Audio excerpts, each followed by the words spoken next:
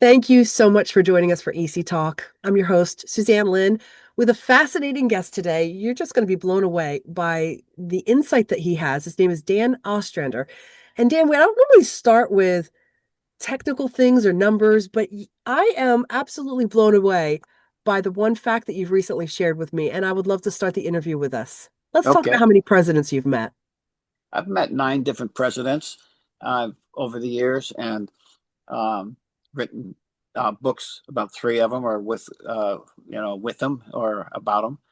And they're all about presidential leadership. And that's one of the things that I um, really enjoy and have respect because members of Congress are looking out for their own interest and how to get reelected. And a president like George Sr. told me, Bush 41, that the office of the presidency is more important than the president. And it was his duty to make sure to preserve the dignity of that office. And so, when people say he lied, you know, um, about read my lips, no new taxes, he would never, ever do that. And so I spend a lot of time with him in writing the book and everything like that. And I have so much respect for Bush Sr. And he put the country first. And he made that clear. And in the book, Read My Lips, No New Taxes, he made that clear on numerous occasions. I got all of his speeches in there that he made leading up to the decision and after the decision. And he's consistent. And I put them in the back of the book so people could see his own words. And it wasn't my interpretations, is I'm taking his words and putting them in there. And so this is why I like the presidency, is because people like that.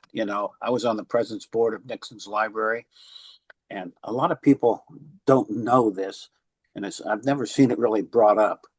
But Nixon felt he got cheated out of the 1960 election, and his staff encouraged him, sort of like Donald Trump. You see what I'm saying?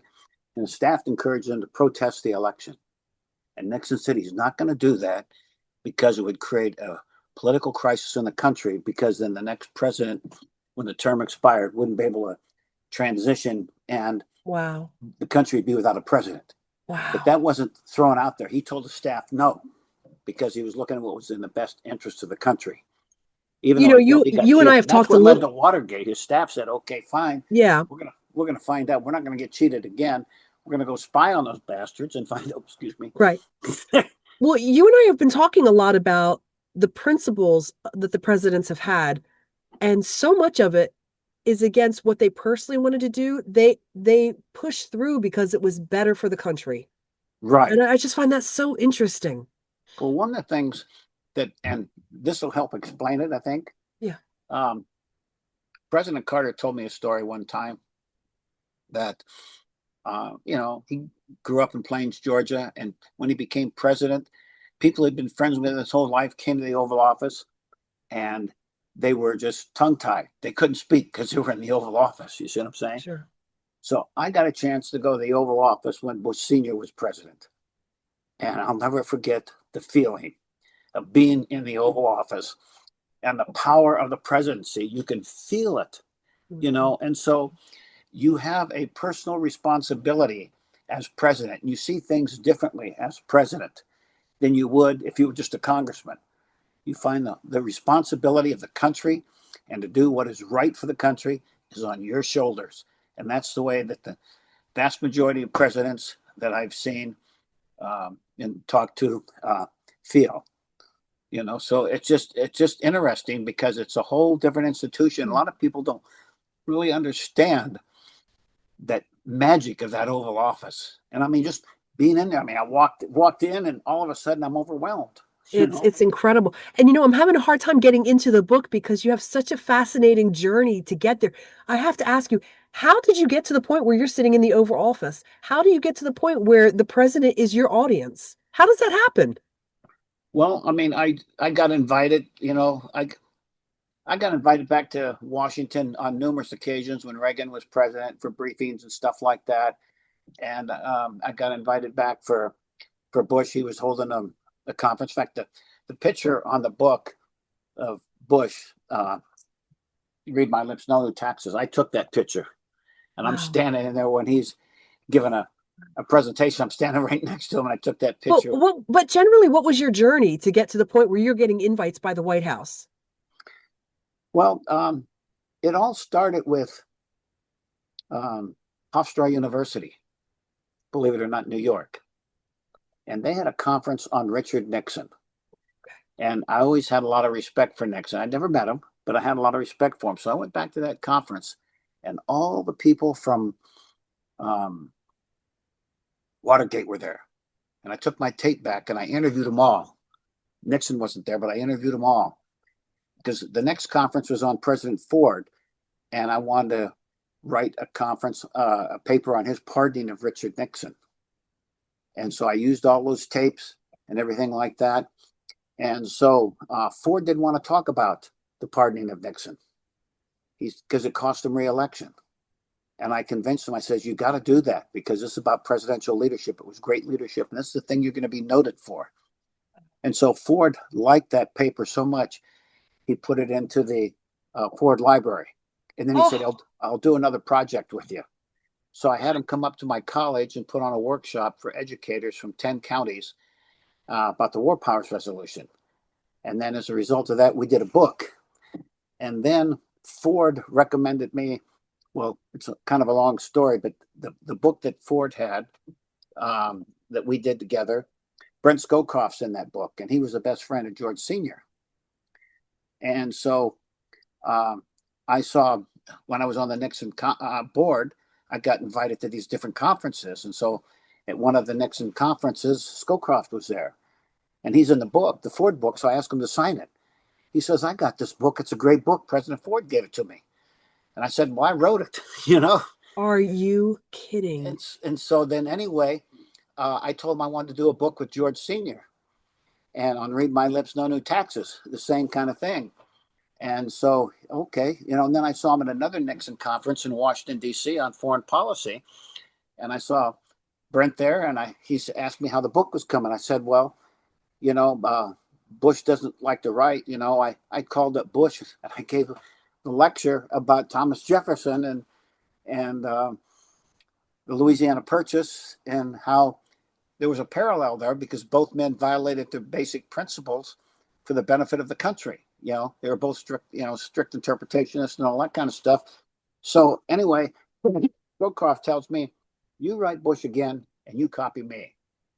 So the next thing I know is I get a phone call from Bush, and he says, "I'll do a book with you, but I don't want to do that book because it cost me re-election and it's too painful." I says, "No, you got to do this book. This is for the benefit of the country. This isn't about you. It's about presidential leadership." You keep And pushing these men of authority to a point where they're uncomfortable, but then they agree. They yeah, agree to do this. well, because there's logic behind what I'm saying. We're not doing it. We're not doing it for me. We're not doing it for them. We're doing it for the benefit of the country. The same principle behind the presidency. People need to understand the complexities and problems that presidents have in making tough decisions Sure. because most of the tough decisions are unpopular ones, but they're the best decisions in many cases because it demonstrates key presidential leadership. They did it for the interest of the country. And so that's the pitch. You see what I'm saying? This You knew isn't the about language to you. It's not speak. You about knew where to me. hit them. Yeah, It's about the country. right, right. What was And important that's to what they them. believe in. That's why they're president. They want to Right. do what's best for the country. Because at the core, that's what mattered. Right. Dan, And we so got to once jump we, into the book. There's so, okay, oh my goodness, we could spend all afternoon together talking about this. What a fascinating lead up to this. But the book that you're talking about, why is it important? And what are some of the most important key takeaways? okay, why the book is important is because people about the financial crisis, people got misled. And what I think people should do is if people want to read this book and understand the financial crisis, they ought to think about their perspective on the financial crisis, the causes, and all this kind of stuff before they read the book, and then read the book and compare that afterwards. And Okay. what they're going to find is they got manipulated by political ideology and the media.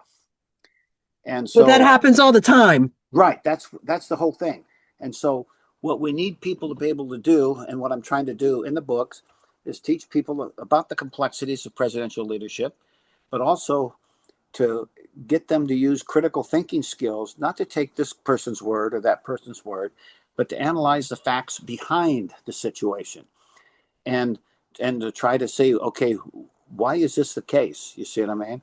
And Mhm. so it's really important that people compare the facts for themselves and not take somebody's word for it. You listen to what people have to say, you listen to what the media has to say, and then you start applying critical thinking and start maybe doing some checking out. It might not be that important to you because this is a little thing here over there, but a big thing like the financial crisis and blaming the banks or blaming Wall Street, and it was really Democrats and Republicans in Congress who passed 10 laws that created the financial crisis. One of the causes, a slippery slope all the way down, and those laws take a while. It's what's called, I interviewed a person from the Federal Reserve Board, Joe Kuntz, and he told me about this concept of lag time. And it takes time for laws and events to progress all the way through society.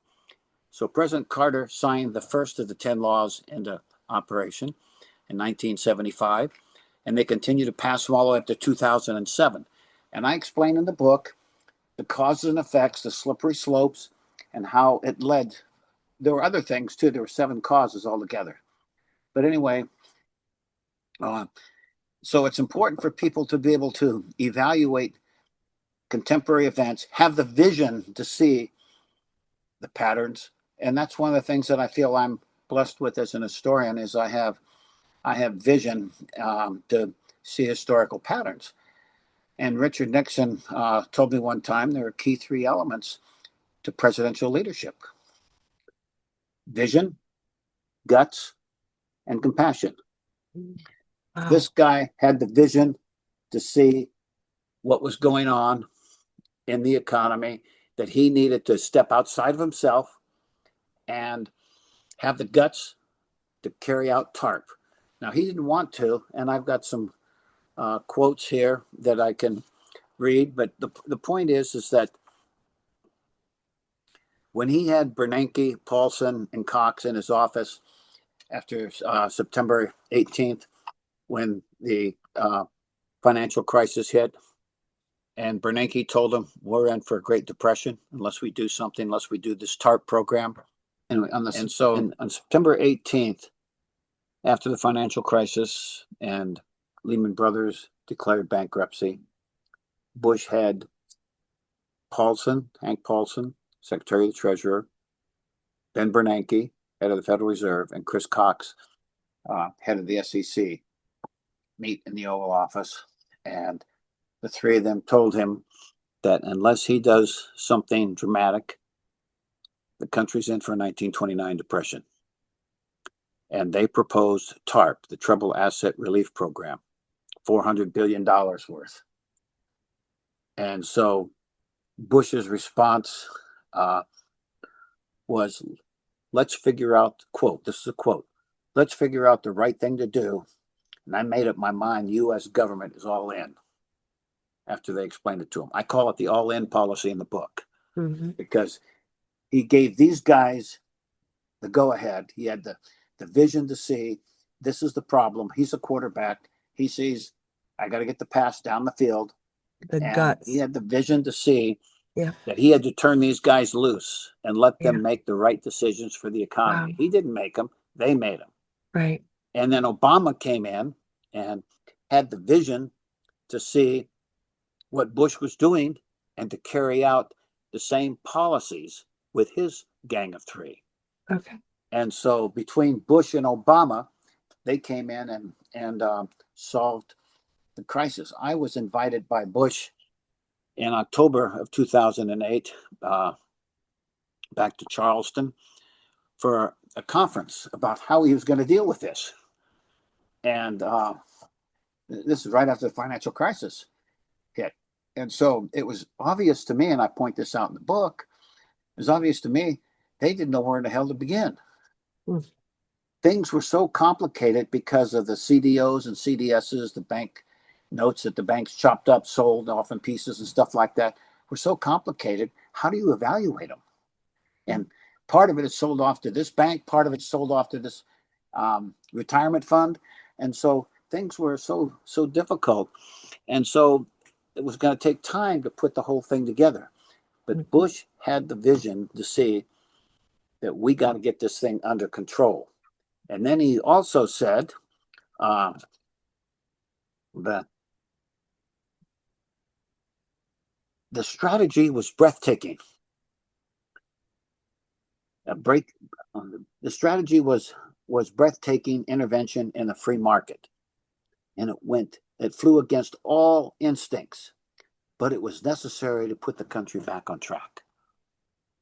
Dan, what pressure do you think he was facing that we don't understand? Because you have an inside view that most of us don't.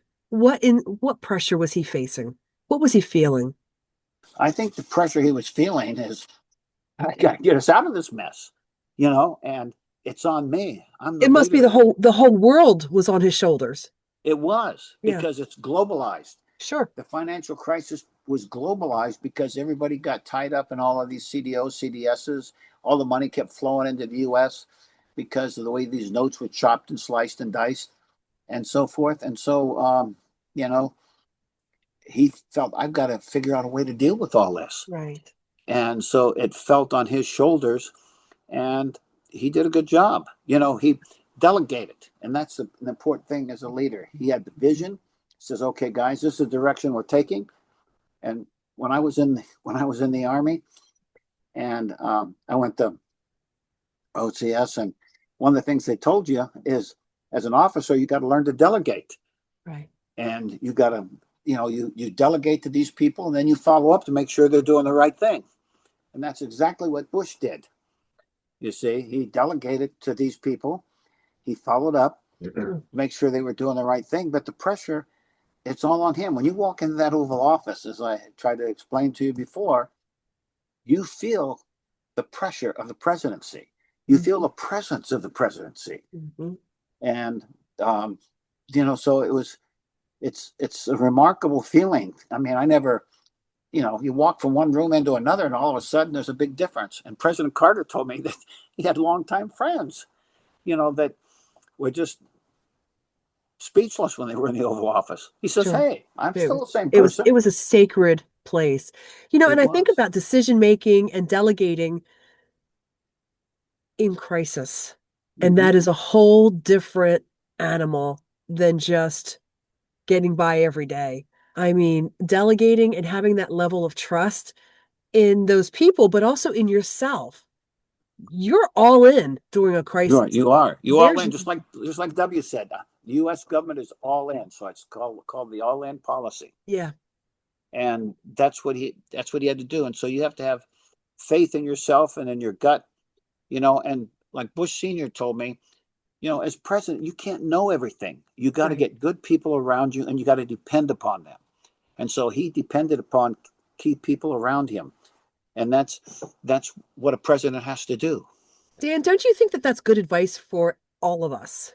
Oh No yeah, matter what our job is, no matter what our vocation is in life, even if stay-at-home parents, I mean, just having people that we surround ourselves with is our world of knowledge.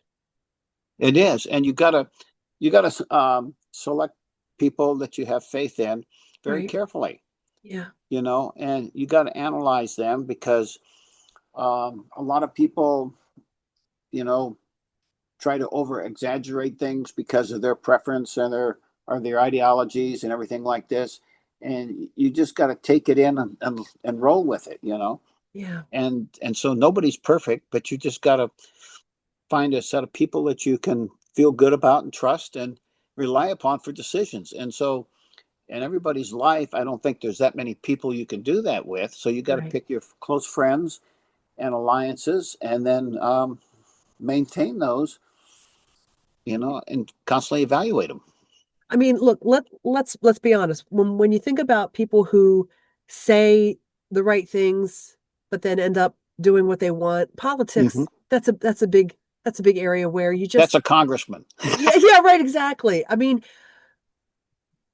it's scary to think that a crisis like this came down on someone and they have to trust people in this political world that's feels to the American people a little bit shaky, a little bit like the foundation is not solid.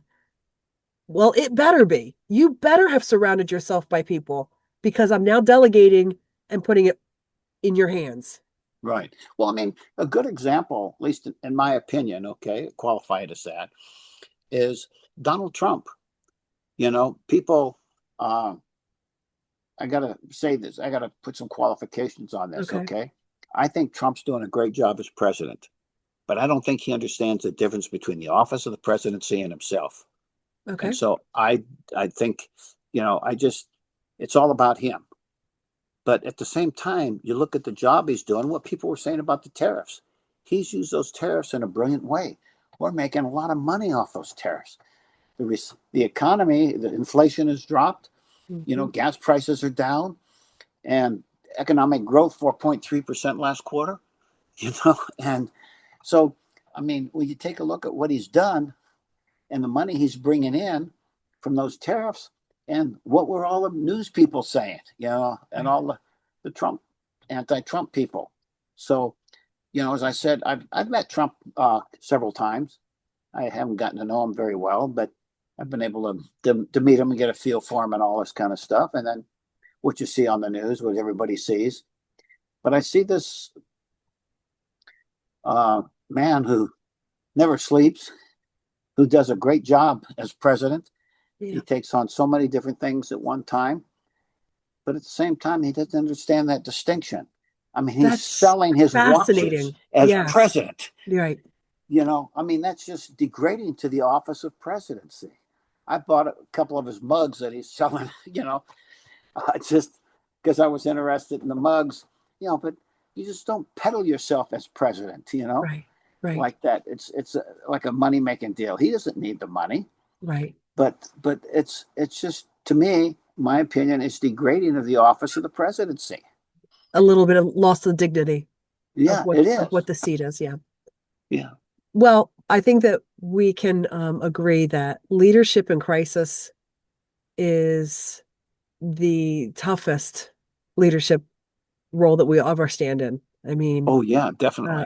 I want you to share just a little bit more about that, the crisis and the leadership, what you've seen, maybe not just even with President Bush, but because you've surrounded yourself with some fascinating people. What do you see as a common denominator between people that are making high level decisions during crisis? Well, I think Nixon hit it right on the head, and I learned so much from him. And that is, the key thing is, you got to have the vision to see the playing field, the whole playing field, and what direction you want to take the country.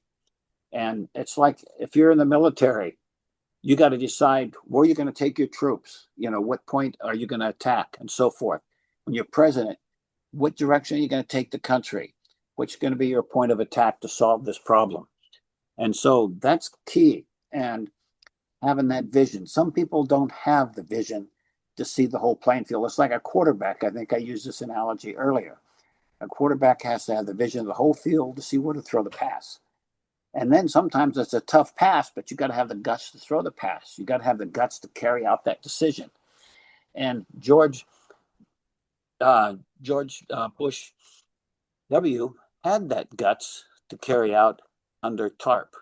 You see what I mean? It flew against everything he believed, Right, right. but he saw that it was the best thing for the country. And so it took guts on his part, it took vision on his part, and then you have to have that compassion to not just blow people away, but to walk in a soft pattern. It's such a beautiful balance. What was the most interesting thing that you personally learned in writing this book? What was your takeaway? Okay, one of the most interesting things that I learned is the government. There were two things. Okay, um, actually, well, three, but the third one is kind of minor. But the first one is, the government recaptured all four. Now, the impression I got was, oh, we lost all this money, the banks got bailed out, and all this kind of stuff. And the government spent $444 billion on TARP. They got it all back.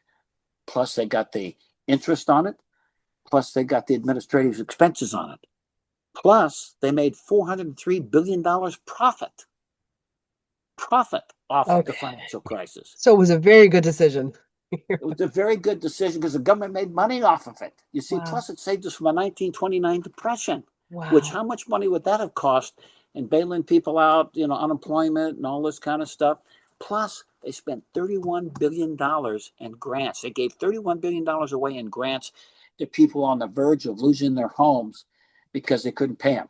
So 444 billion, 403 billion, and $31 billion in grants, and grants means you don't have to pay it back Right. and to bail people out. And so you don't hear about that.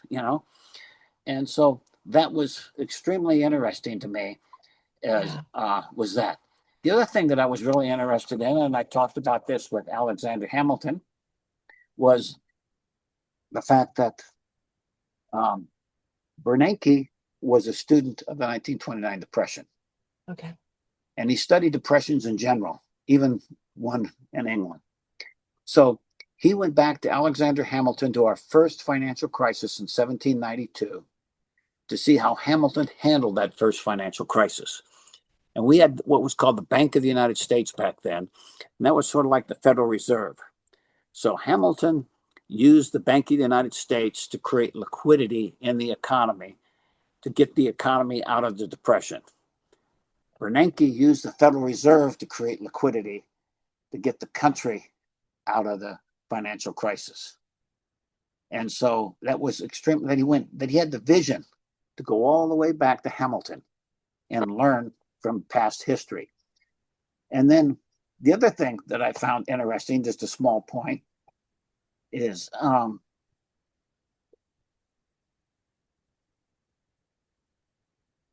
Warren Buffett said that George W. made the most significant statement about economics in history, which I found interesting and a bit of an exaggeration. George W. said, if we don't get liquidity into this thing, this sucker's going to go down. Wow. So Simple yet profound. Mhm. W's, yeah, but that's him. This sucker's going to go down. You see, that's why he talks.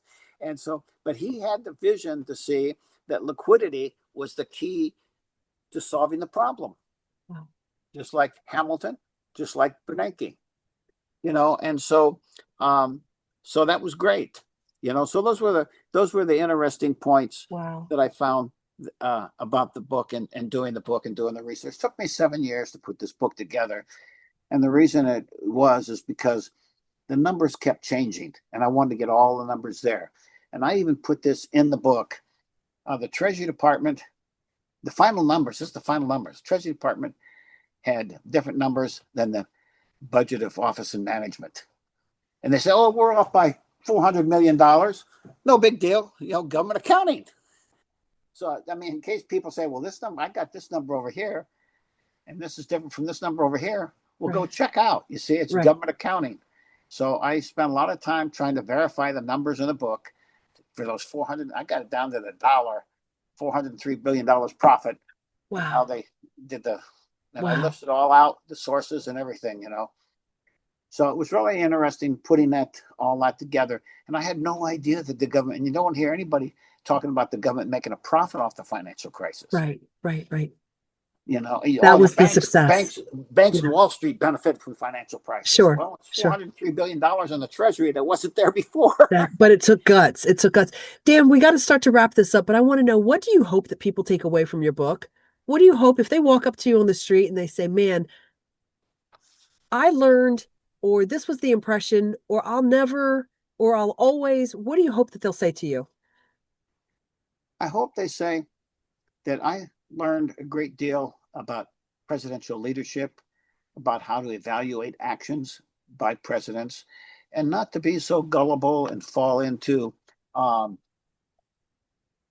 fall into the ideology. I'd like to read a quote that I put in the book from an economist real quick that kind of summarizes Absolutely. That's so this. good. And a prominent economist once said, To see economic policy as a problem of choice between ideologies is the greatest error of our time. John Kenneth Galbraith. And so he says that people, look at this ideology and that ideology and, and so forth, depends. And you can't look at ideologies. You got to take a look at the facts, take and have an open mind as to what solution. And I mean, and sometimes, and I point out in the book, when Reagan was president, it was, no government interference, type thing and economic stimulus. And then when it comes to the financial crisis, we're over here. So if you stayed with the same ideology, and they're both Republicans, so you got to use different ideologies. You got to use different tools to fix the problem. And Wow. so there's so many different tools that are needed. And so you can't be narrow-minded. And that's one of the things that I hope people take away is that they see this book help them have better vision in evaluating events in society. And in both books, with George Sr., Read My Lips, No New Taxes, and with George W. Bush, with the financial crisis that they see, and then they'll learn. I mean, the opinion that people had of Bush, I think he didn't get the credit he deserved Yeah. in dealing with the financial crisis. So I'm Dan, let hoping me that, have you hold up. Let me have you hold up both those books again. We want to end with that yeah, visual. What a fascinating interview. My goodness, you have got amazing stories. What a life you've lived. Thank you. Thank yeah. you so much for that.